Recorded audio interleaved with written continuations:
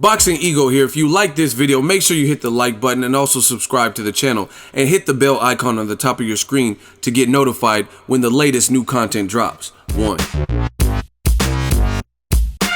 What up, Fight World? It's your boy Ego, and I'm back with some more boxing. Make sure you smash the like button and also subscribe to the channel for the latest and greatest.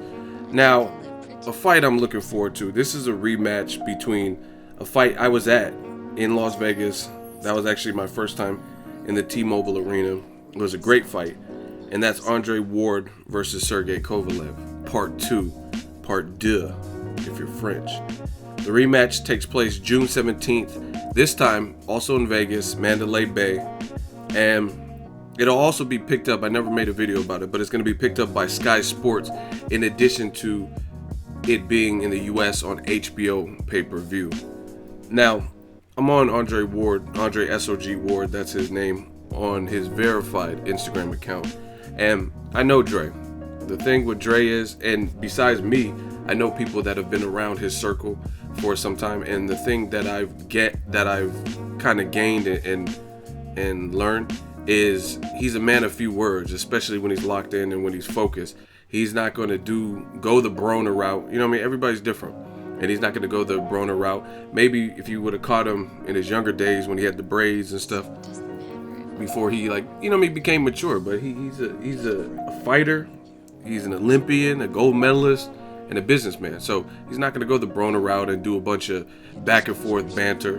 But he will drop these little snippets just so people, in the words of my favorite fighter of all time, Roy Jones Jr., y'all must have forgot. In case people forgot, he will remind you that he's working, right? And just little subtle hints and cryptic messages. And you've seen the title. There's a monster gallery. He hasn't really been posting much, but look at it. I mean, 5 a.m. activated. He started his training camp, and he has some pictures. I'm thankful while I'm working. God has been good to me. I shouldn't even be here doing what I'm doing, but God. Photo credit, trap photos, right?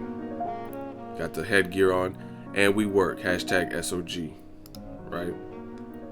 Showing Team Jordan these. It looks like a 35-pounder. He's getting that neck work. Pause. June 17th, we shine, right? So he's letting it be known that this is not for play. He's taking it serious, working on some core strength on the Bosu ball, right? I said we working. Blood. And I like, they say a picture says 1,000 words. One thing that I was noticing from these pictures is the amount of sweat that this dude has on him. He must really be grinding. And see, I've been in the gym with him, and I've got some footage, like exclusive stuff, right? And he's in the gym for a cool minute, even when the opponent is not who you think would pose a threat. Like, for example, I was in his gym right after, like maybe 2 days after Alexander Brand fight got announced, right? And he was in the gym at least 3 hours. And this was like fresh off the announcement of the fight. And most people thought Brand wouldn't have the talent to deal with him at all. So the reason that's impressive to me as a student of the game is I respect hustles and I respect work ethics. And the thing is, you can't take that away from these top level elite fighters like Andre Ward, Floyd Mayweather. You see the caption, sweat, right? And they have an immense work ethic where even if a guy is stronger, if he's bigger, their work ethic, you know what the saying goes. They say talent, or what's it? Hard work beats talent when talent doesn't work, or whatever the saying is. And that's true. You know what I mean? And then on top of that, you have talented fighter. Floyd is a talented fighter. Ward is a talented fighter. So plus that, fueled with a crazy work ethic, I mean, it's like a double nightmare. Tears. Like I said, look at the amount of sweat that is on him as he's preparing for the fight, right? Another thing is people have to understand keeping the weight down, keeping your weight down year round.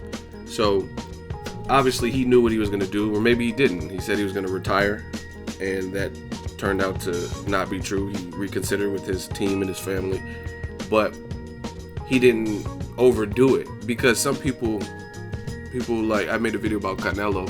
Canelo was in shape exercising. That's great. He's 26. He should be doing that. And someone left a comment and they're like, oh, it's the fight. It's the week after the fight.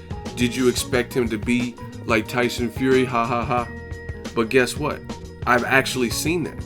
I've seen guys literally the week after a fight, because you've already had your fight, you already had the outcome, and they've gained a lot of weight from the rehydration process, from the weigh-in to the next day, and then over the next couple of days they've gained a lot of weight where they don't even look in crazy shape, you know what I mean? Because you're like, oh, I had a 6-8 week training camp. The hard part's already done. So if you already complete the fight, especially if you won, some guys they chill out, you know what I mean? And it'll show, you know what I mean? No longer a stringent diet and stuff like that. So this year-round work ethic and year-round being in good or decent shape, it does matter, you know what I mean? That's why you see other guys who try to come back and it's just not the same for them. Like, this boxing is really not for play. Like, you can't play boxing. I know it's cliche and everyone says it, but it's true. You look at guys who are talented. I mean, Yuriorkis Gamboa, to me, is a skillful fighter. You could say he's always had a suspect chin or whatever, but at the end of the day, Gamboa was winning fights. He even gave Crawford his toughest fight. We know how skilled Crawford is, right? And Gamboa, even with, let's say you say his chin is suspect, he was still beating guys, and he had the certain level of reflexes to stay out of too much danger, you know what I mean, to the point where he would keep winning, and his only loss at that time was Terrence Crawford, except for this recent upset. And you just seen him get upset by a guy with 6 losses, or 6 knockout losses. I think he might have had 12 losses, but 6 of them were by stoppage. He got stopped by Orlando Salido, a guy Gamboa toyed with and beat easily. He got stopped by Gary Russell Jr.'s upcoming opponent, Oscar Escandón, and he got stopped by Mikey Garcia. So, you know what I mean? This boxing, when I see guys like Floyd Mayweather and Andre Ward, some people are like, oh, you just like them, you just love them. No, again, I respect them, and I respect hustles, and I realize how hard it is to stay unbeaten for any length of time. I mean, look at Francisco Vargas. He was cool, but how long was he a champion? You know what I mean? He had two wars, and then he's getting stopped in his 3rd fight, right? Takashi Miura was a war. Orlando Salido was a war. Then he gets stopped by an unknown, Miguel Berchelt. Even the guy that I met, Andres Fonfara, and this is no shade to him, but he's in the Virgil Hunter gym now. He got upset by Joe Smith Jr. I literally had no idea who Joe Smith Jr. was, right? And that put him on the map. And then Joe Smith Jr. stops another legend, Bernard Hopkins. So my point being is, this boxing is real life. You know what I mean? You guys can leave all those goofy comments in the comment section, but I commend people like Ward for doing what the fans wanted him to do. You know what I mean? There was no struggle and strife and years of waiting. He did a multi-fight deal with HBO. He said, okay, I'll move up to light heavyweight. Took care of Sullivan Barrera, who's now facing Joe Smith Jr., and that's a terrific fight to me at light heavyweight. And at the time, he was Sergey Kovalev's mandatory with the IBF. He was undefeated, and we know the Cuban background and the Cuban schooling is very versed. There's certain accredited, like, fighters that come from Mexico that are well schooled, fighters that come from the Ukraine boxing school, Lomachenkos and the Klitschkos, and fighters that come from Cuba. You can think of a lot of people in America, of course. You can think of a lot of people from those regions that have been successful. You know what I mean? Even the guy that beat Shakur Stevenson, a fighter who's turned pro with Top Rank and managed by Jay Prince and Andre Ward, right? He lost to a Cuban fighter.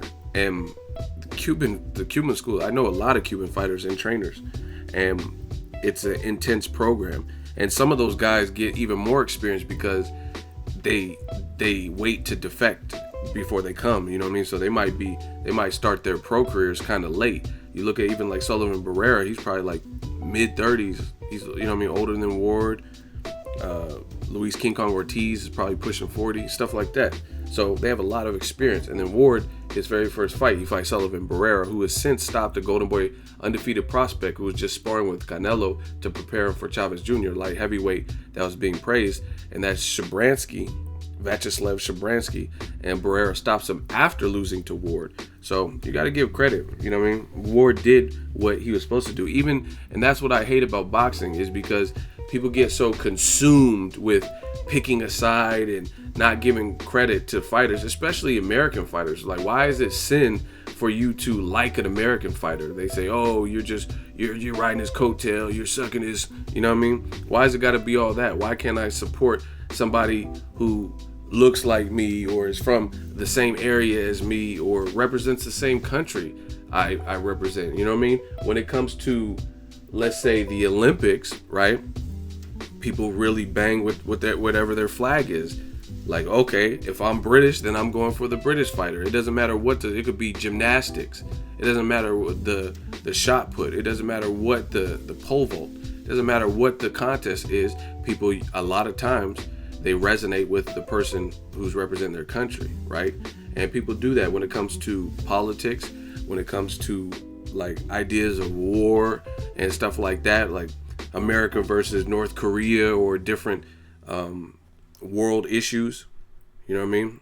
Russia versus the US government, stuff like that. Then all of a sudden people want to be patriotic. But the one sport where it's mano a mano, and oftentimes you have top level guys from all around the world, like a blood sport, like the Van Damme movie, all around the world, you have an American fighter versus a Russian fighter, like WARD-KOVALEV, or American Floyd Mayweather versus a guy from the Philippines in Manny Pacquiao, right? Then all of a sudden, those same people who were playing Harrison Ford Patriot games, they're no longer patriotic. They normally don't care. Now that all of a sudden they don't care, they're rooting for the other guy. And then on top of that, that's not a bad, like, I don't care whose style you like. You could be from America and not like an American style fighter or whatever. I don't care about that. But as much as I care about the fact that not only do they root for the person from another country, right? They also bash the person from their country. So I just feel like it's pretty ironic that, like I say, people pick and choose. It's kind of like religion, you know what I mean? I'm not going to get too deep into some other stuff, but I know a lot of people, and when it comes Sunday, they're in the pews in the church and they're holier than thou, but they're doing stuff that I haven't done. I've never done no hardcore drugs, but they were doing stuff like that. And I'm not even a super religious person, like where I go to church every weekend. I do have beliefs. I believe in God and stuff like that. But some people act holier than thou, and they're actually worse. You have more skeletons in your closet than other people who aren't in the church every week. You know what I'm saying? So just like religion, sometimes people pick and choose. I know, like, for example, I know Muslims who technically they're not supposed to do certain things in accordance to that religion, and they'll do them, right? So they kind of pick and choose what codes they want to live by, and that's kind of what it is with the patriotism when it comes to boxing. And I hope I don't lose you guys. Some of you guys have been lost, but that's what happens when there's an American champion. Now all of a sudden you don't care about going for the American fighter. And again, this is not America, us versus them. I like a ton of fighters from different, like one of my favorite fighters right now is Canelo. He's from Mexico, and I just like how he scraps. I think he can scrap. So it's not about you can be so prideful that you can only like people from your region. I think Vasyl Lomachenko is a top level talent, and I really don't know if anyone can beat him at 130. There's a couple fights I would want to see, but he's a top level guy. He's from the Ukraine. So I have fighters that I personally like from all over the world, right? But there's a lot of people who aren't like that. It's like no matter who it is, if it's a black fighter, a slick fighter, you hate it.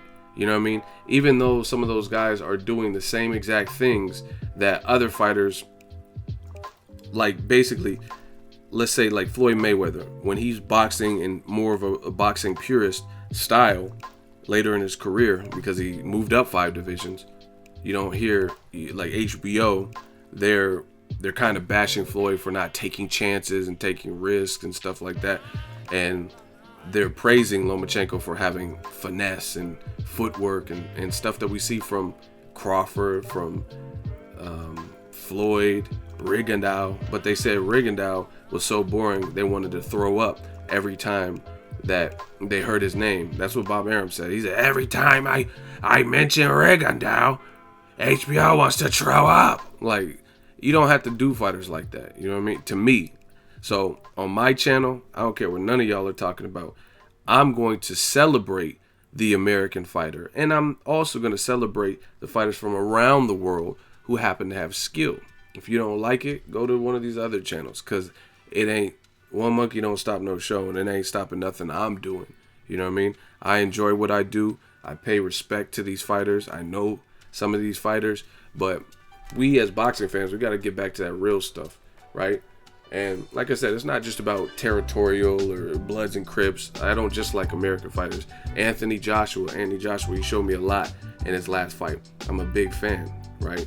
But at the end of the day, I call it how I see. I think Wilder's a tough fight for him, and it is what it is. But back to this video in Ward, you see the man. He's putting in work. Quiet is kept. He doesn't have to do a bunch of hooting and hollering and bow before your God, Kovalev. Like, that's not his character. That's not who he's gonna do. And I respect it, because I don't think a man should sell out or sell himself out trying to keep up with the Joneses. Like, you know what I mean? If don't let someone bait you into trash talking if that's not your deal. You know what I mean? If you want to, and there's a lot of great fighters. Like Terrence Crawford is similar to that. He's no punk. Ward is no punk. Trust me. I've heard sparring tales and stuff that I can't even disclose, but he's no punk. And if you ever came out to the Bay Area and come to this area, Oakland, you know what I mean, Richmond, North Richmond, come to Oakland, Seminary, High Street, some of these parts, I mean, you see them on shows, all these gangland shows and stuff. It's not sweet. I'm telling you, it's not sweet. And I know for a fact, that's why I know I can see, and it is weird. I know I'm going all over the place with this video, but this is a freestyle, so this is what we do. But the funny thing is, when you're younger, you never really, you're part of that generation, you know what I'm saying? So you don't know. And then when you get a little bit older, you start looking at the younger generation under you, and you'd be like, man, let's say you go to the movie theater and there's some kids behind you and they're like just annoying and stuff, and you start to kind of think like, damn, was I this annoying when we used to go to the movie theaters when I was this age? You know what I mean? You start to think. But when you're young, you don't realize it, that there will be a generation underneath you that you totally don't relate to, or, you know what I mean, they do things completely different than you. You know what I mean? People forget that. And like, I clearly see a generation from music. Some of y'all don't know good music, you know what I mean? And I clearly see the younger generation, it's their time, and they do things a little bit different. But all that, I'm not an internet dude like that. I make money on the internet, please believe it, but I'm not an internet guy in terms of, I'm a down-to-earth regular person, and I conduct business on the internet and make money on the internet, have a voice on the internet, but I'm not an internet dude. Meaning, how I was raised, where I was raised, the places I've grown up, my older brother, my sister, you know what I'm saying? Our experiences, it's not to do a lot of like 40 words per minute talking and stuff like that. And I'm telling you, a lot of people that put all that crazy stuff on the internet, you come to Oakland and that wouldn't be the spot to, if people talked how they talk on the internet, Oakland is not the spot. I'm just telling you straight up. You know what I mean? You wouldn't last in Oakland. And that's not, I'm not trying to scare anyone. Oakland has great areas too. You know what I mean? Oakland Hills and, you know what I mean, Broadway. There's restaurants, and it's a cool spot, but there are spots where it's bad, and that's my whole point. So like, before people get it twisted thinking like, oh, Ward, he's a punk. He's not a punk, man. If you come up in this area and deal with, and it's not just Oakland. I know people from Philly. I know people from New York. Every area has hoods and barrios and boroughs and stuff like that. But I'm just telling you, because I live out here, Oakland is not the spot to be with the BS, you know what I mean, with the foolishness. But I like how Ward seems like he's in the zone, he's focused, not doing too much talking, and he's ready to put on. And for Kovalev's part, Kovalev has big shoes to fill. And Kovalev, whether you like what he does outside the ring or not, he can scrap. Kovalev is a good boxer. He has power, you know what I mean? Those things make for a good fight. So I'm looking forward to this rematch. Saturday, June 17th, Mandalay Bay, HBO pay-per-view. Let me know what you guys think. I'd like to see this from Andre Ward. I will do a Kovalev video coming up about his preparations from what I've seen. And no excuses. Both guys seem focused. They've shared the ring for 12 rounds. They kind of know what to expect. And we will see what happens in June. So I can't wait. But shout out to the American champions. Drop it in the comment section. Make sure you share the video. Like the video as always. Hate, comment, and subscribe. Till next video is Ego signing off.